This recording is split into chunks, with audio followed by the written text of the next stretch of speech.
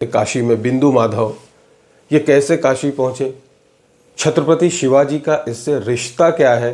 मैं आपको एक बड़ी ही रोचक जानकारी देना चाहूँगा, जो वो है भगवान को मलाई से बना हुआ वस्त्र धारण कराना। नमस्कार, एक बार फिर आपका स्वागत है बनारसी किस्से में। बनारसी किस्से में इस बार मैं कार्तिक महीने में काशी में निभाई जाने वाली एक अद्वितीय परंपरा से आपको परिचित कराऊंगा।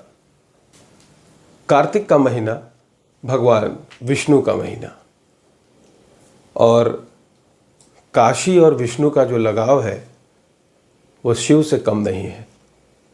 देश भर में विष्णु के बहुत सारे मंदिर हैं, माधव नाम से बहुत सारे मंदिर हैं, जिनके से काशी में बिंदु माधव ये कैसे काशी पहुंचे, क्या विशेषता है, इस मंदिर का पुराना इतिहास क्या है, छत्रपति शिवाजी का इससे रिश्ता क्या है, ऐसी तमाम चीज़ों पे हम बातचीत करेंगे। मगर उसके पहले मैं आपको एक बड़ी ही रोचक जानकारी देना चाहूँगा, जो काशी के बिंदु माधव मंदिर के अलावा देश के किसी भी विष्णु मंदिर में नहीं होता। वो है भगवान को मलाई से बना हुआ वस्त्र धारण कराना।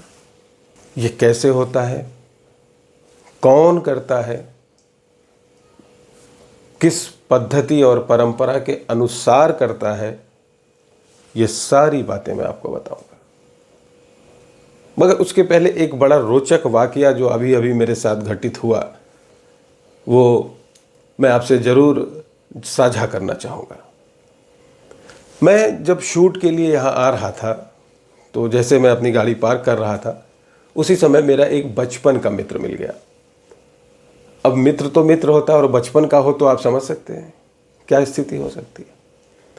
देखते ही उसने जो है बिल्कुल विशुद्ध बनारसी अंदाज में कहा, का गुरु ये तिरपुंड छोड़ के तिलक पर कब से आ गई ला। मैंने कहा क्या बात है, मतलब है मैंने समझा नहीं। क्या मतलब आपके का कहल चाहत हुआ यार, मतलब का होता है। कह रहे गुरु शैव रहला वैष्णव हो गईला का। जब सामान्य व्यक्ति से बातचीत होती है तो कोई शैव है, कोई वैष्णव है, कोई स्मार्त है, सबकी अपने अपने विधान परंपरा है। तो पूछा कि भाई सबसे श्रेष्ठ शैव कौन। तो हुआ कि भाई भगवान शिव से तो ही शैव का अस्तित्व है, तो उनसे बड़ा शैव कौन। बोले सबसे बड़ा वैष्णव कौन। तो वैष्णव जन का अस्तित्व तो भगवान विष्णु से है, उनसे बड़ा वैष्णव कौन। लेकिन हमारे शास्त्र जो उत्तर देते हैं वो ये देते हैं कि सबसे बड़ा वैष्णव अगर कोई इस ब्रह्मांड में है तो वो भगवान शिव हैं, और सबसे बड़ा शैव कोई है तो वो श्री हरि नारायण विष्णु है। यही शैव और वैष्णव कैसे एकात्म हो जाते हैं, इसका प्रतीक है काशी, और काशी के शिव और विष्णु मंदिर। एक बात यहाँ बहुत मार्के की है, स्कंद पुराण जिसे काशी के मामले में सबसे ऑथेंटिक माना जाता है, स्कंद पुराण के काशी खंड के 10वें अध्याय में इस बात का उल्लेख किया गया है कि कैसे ये विष्णु द्वारा रचित काशी दान में भगवान शिव को दी गई। आधी काशी भगवान विष्णु ने शिव जी को दान में दे दी। इसीलिए आज भी 80 से मणिकर्णिका घाट तक का जो हिस्सा है वो शिव काशी है, और मणिकर्णिका से उत्तर में आदिकेशव के पास वरुणा संगम जो स्थान है वो विष्णु काशी कहलाता है। काशी का सबसे प्राचीन तीर्थ भी वही आदिकेशव के रूप में वहां विद्यमान है। ये बहुत सारे घटनाक्रम हैं जो एक जगह जाकर केंद्रित होते हैं। जुड़ जाते हैं, और वो है काशी के पंचगंगा घाट स्थित बिंदु माधव मंदिर।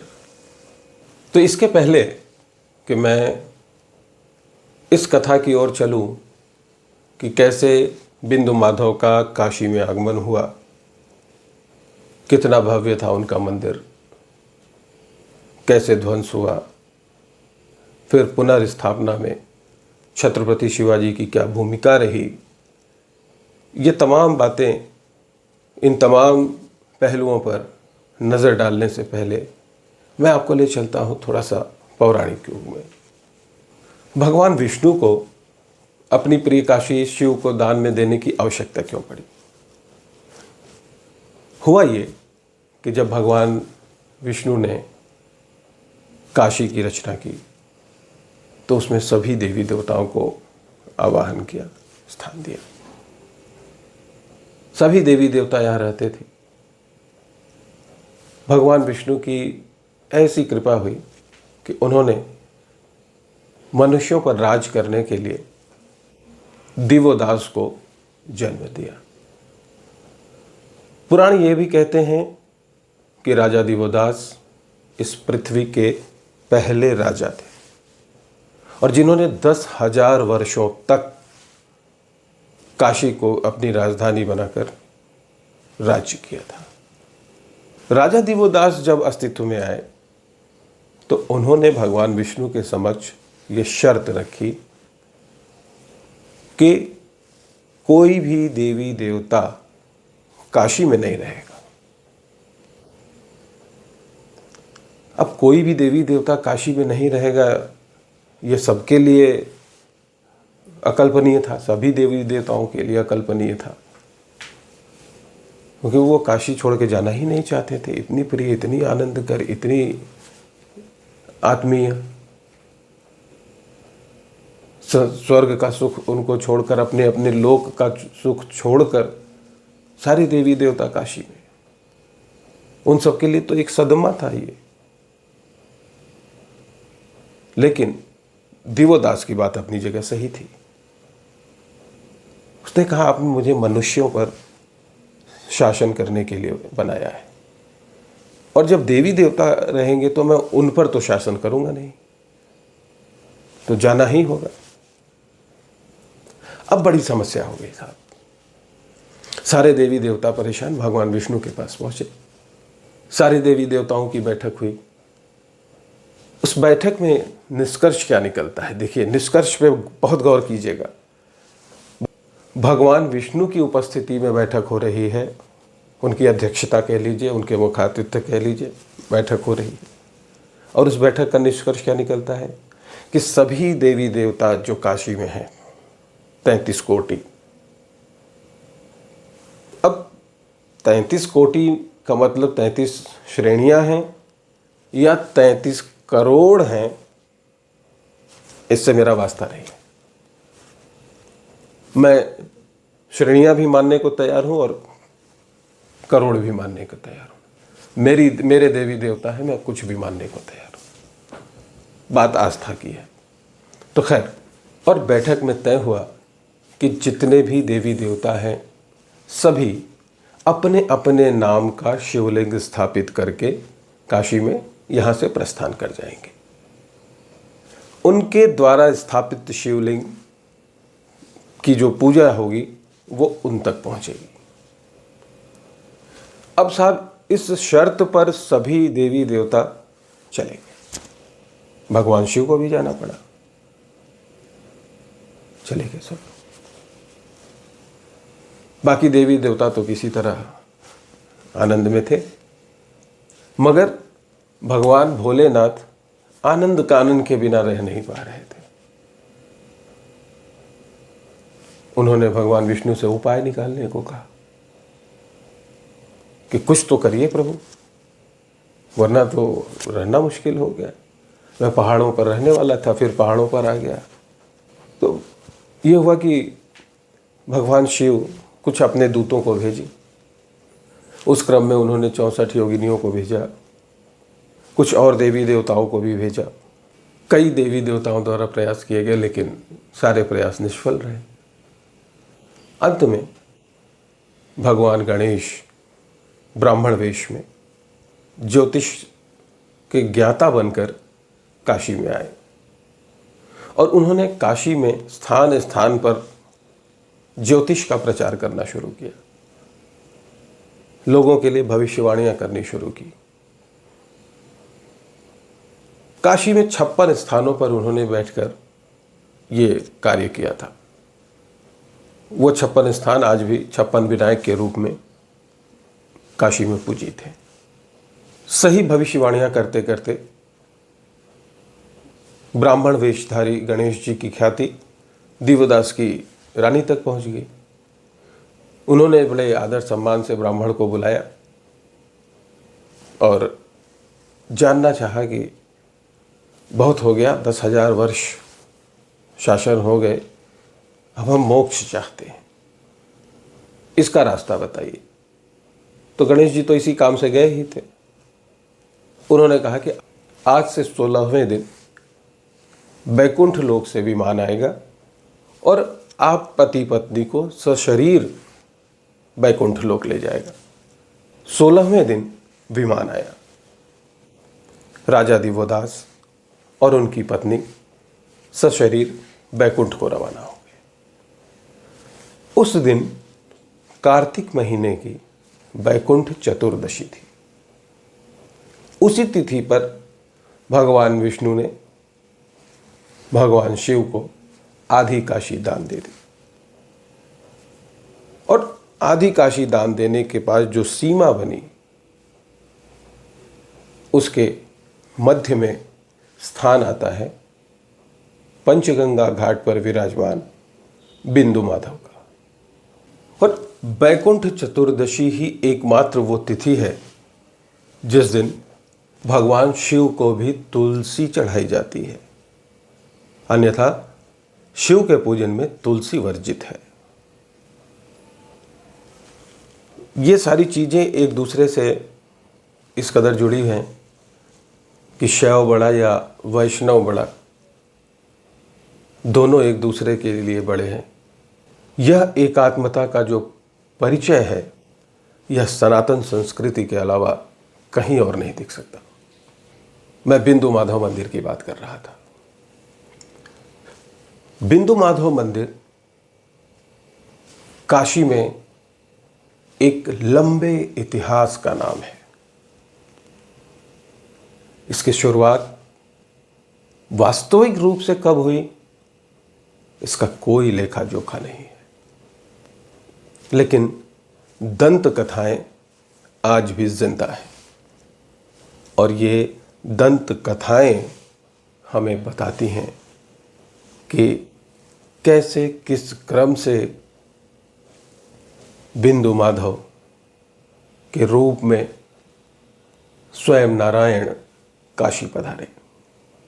माधव का बिंदु नाम साथ में जोड़कर काशी में प्रवेश ऋषि अग्नि बिंदु के माध्यम से हुआ।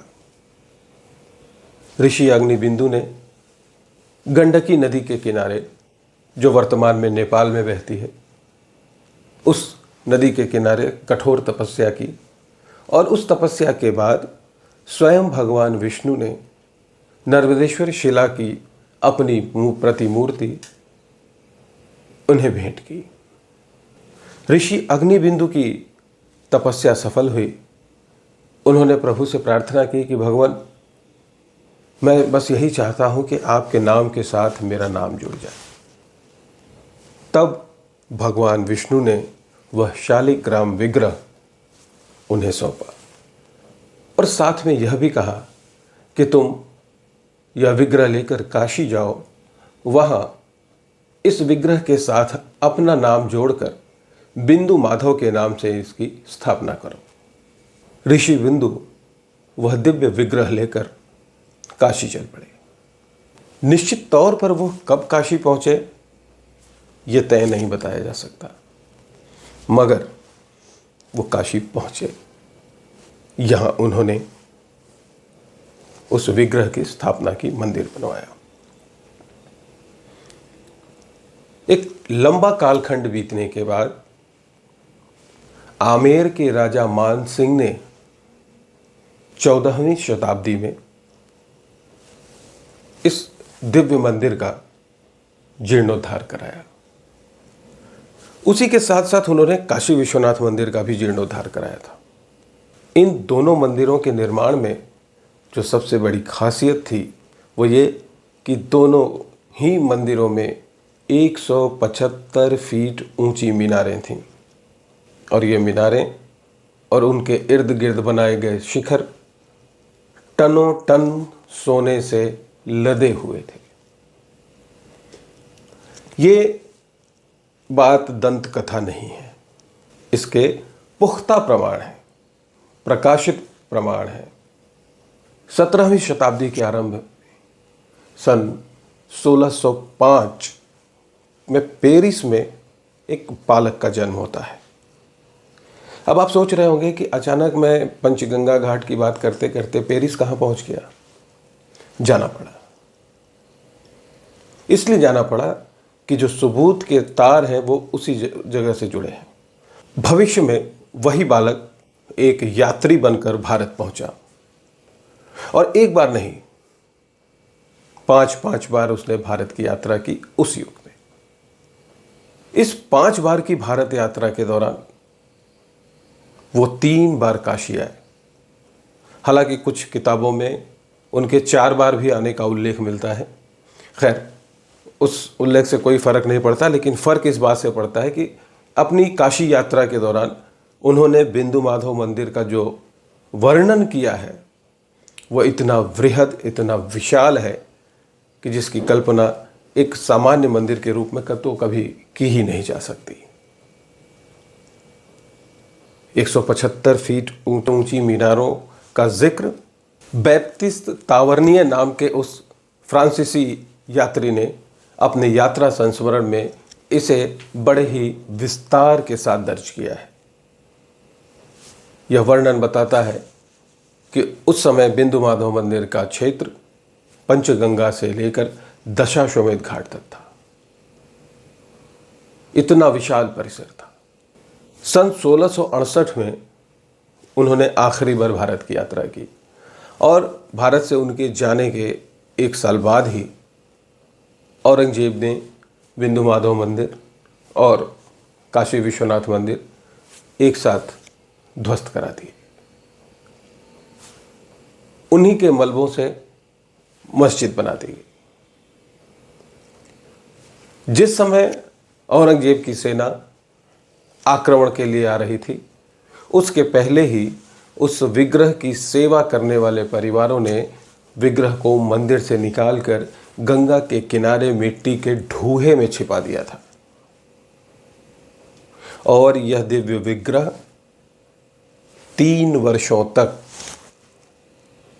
मिट्टी में दबा एक स्थान पर पड़ा रहा। 3 वर्ष बाद जब थोड़ी स्थितियां सामान्य हुई, तब छत्रपति शिवाजी के गुरु रामदास काशी आए थे। उन्हें मंदिर के सेवक परिवार के लोगों ने स्थिति से अवगत कराया। उनके सामने भी प्रतीक्षा के अलावा कोई रास्ता नहीं था, क्योंकि तब छत्रपति शिवाजी आगरा जेल में कैद थे। छत्रपति शिवाजी जैसे ही आगरा जेल से छूटते हैं, वो सीधे काशी आते हैं अपने गुरु से मिलने। यहां उनके गुरु का आदेश होता है कि बिंदु माधव का मंदिर पुनः बनवाओ। छत्रपति शिवाजी तो यहां तक तैयार थे कि जो मस्जिद बनाई गई है उस मस्जिद को गिराकर फिर से उसी स्थान पर बिंदु माधव जी की प्रतिष्ठा की जाएगी। इस कार्य के लिए उन्होंने इस क्षेत्र के आसपास के जो तत्कालीन शासक थे, राजा थे,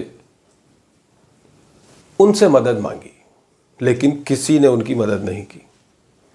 सब ने यह कहकर टाल दिया कि आप तो मस्जिद तोड़कर मंदिर बनाकर चले जाएंगे, रहना तो हमको है, हमारे लिए समस्या हो जाएगी।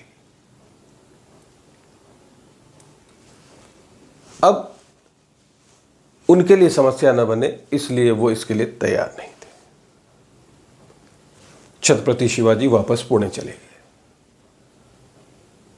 वहां जाकर उन्होंने अपने उन तलवार बहादुरों से जो ब्राह्मण हुआ करते थे परामर्श किया, क्योंकि वही उनको शास्त्र की शस्त्र की सारी शिक्षाएं दिया करते थे। वो ब्राह्मण जो थे रत्नागिरी के, उनसे जब चर्चा हुई तो चर्चा के बाद तय हुआ कि ठीक है, छोटा ही सही लेकिन बिंदु माधव जी का एक मंदिर बना दिया जाएगा। तब छत्रपति शिवाजी ने शरद पूर्णिमा की तिथि पर वर्तमान जो मंदिर है उसकी स्थापना कराई पुनः, और उस मंदिर की देखरेख के लिए अपने उसी तलवार बहादुर परिवार के कुछ विश्वसनीय और विद्वान लोगों को जिम्मेदारी सौंपकर काशी भेज दिया।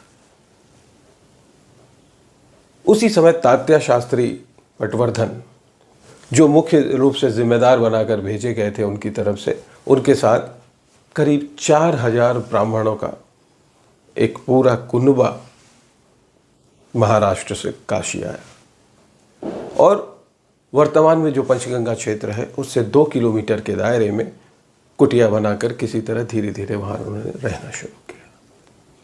तब से लेकर आज तक पटवर्धन परिवार उस मंदिर की सेवा कर रहा है। बिंदु माधव मंदिर में काशी की जो सबसे विशिष्ट परंपरा का निर्वाह होता है, वो पूरे कार्तिक मास भगवान को मलाई के वस्त्र पहनाए जाते हैं। यह श्रृंगार ब्रह्म मुहूर्त में रोजाना 1 घंटे के लिए भक्तों के सम्मुख दर्शन के लिए होता है। काकड़ा आरती यानी मंगला आरती के बाद इस श्रृंगार की शुरुआत होती है। बिंदु माधव देवस्थान ट्रस्ट के जो ट्रस्टी हैं अभी अध्यक्ष आचार्य मुरलीधर गणेश पटवर्धन जी, वो स्वयं पलाश के पत्तलों पर जमी हुई बड़ी बड़ी मलाई की परतों को पत्तल सहित काटकर भगवान के लिए वस्त्र तैयार करते हैं। यह सारी प्रक्रिया मैं आपको दिखाऊंगा।